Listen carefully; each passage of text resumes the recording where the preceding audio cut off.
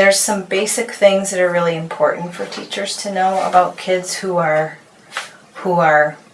homeless or highly mobile, and those are two slightly different categories. But there's kids who are homeless, obviously, who don't have a stable place to live, and then there's kids who have a place to live, but maybe they're coming out of shelter, or they have a place to live, but they've moved 5 times in the last 2 years, which is a highly mobile situation, but not homeless, but often has a similar effect on kids.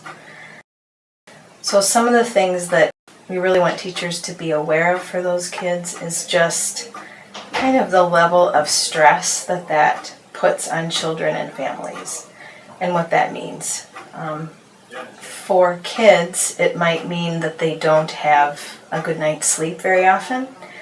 It might mean that they aren't eating regularly, and it's important to just be aware that these may be some underlying causes. If a kid is struggling in school, it might be just a basic need that's not getting met because of their situation. The other thing that we really encourage teachers to do is usually at the very beginning of the year, teachers do a lot of things to build community in their classrooms. So they'll take pictures of each child and put those up on the wall. They may have a list of the child's favorite things or something they did over the summer, or little bits of information about kids. And it's really important when you get a new child in your classroom to make sure that you create that same thing for the new child. The other thing we really encourage is that after the first week of school, the teacher contact the family and just give a telephone call, let the parents know how the child is doing. But it's a really nice connection, and it means a lot to parents when they hear from a teacher. Just to know that somebody's particularly looking out for their student. One is that while they're here enrolling, either myself, the school psychologist, or the principal will ask the parent to step into our office and do an interview with the parent.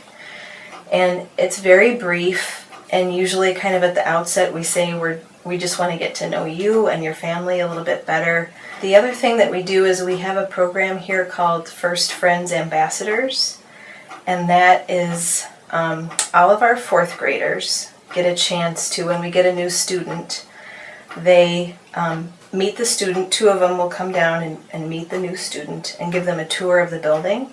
So for example, Mrs. Reller, our school secretary, is there, and they meet her. They meet the principal, myself, the school psychologist, the nurse, the nursing assistant, the librarian, the gym teacher, the art teacher, and then they get to kind of walk around and do a tour and meet these adults. That way the adults are also seeing, oh, this is a new student to our school. They get a chance to give a warm greeting, so that again, it's a little way to sort of build those relationships and make sure that things are starting off on a positive note. It's hugely important because school, especially when kids are homeless, school is one of those places where it's predictable for kids, which is huge, and they get food, and they usually get some positive attention and some love, and they can focus on learning instead of worrying about where they're going to go tonight and how are things going to be at home. Honestly, probably my favorite thing to do is going into classrooms and doing the steps to respect and second step, and just talking to kids about emotions and about how to be appropriately social and how to solve problems. And there's moments when they make these connections and it's just a beautiful thing, or when a kid that has been struggling with a social issue or a behavior issue suddenly gets it and says, I know, you're supposed to stop and think, and then you're supposed to calm down, and the way that you calm down is you do lemon squeezes, or you take deep breaths, do your belly breaths, take a pizza breath, when they start sort of getting it, those are the great moments. That, and when they say really funny things, which they often do.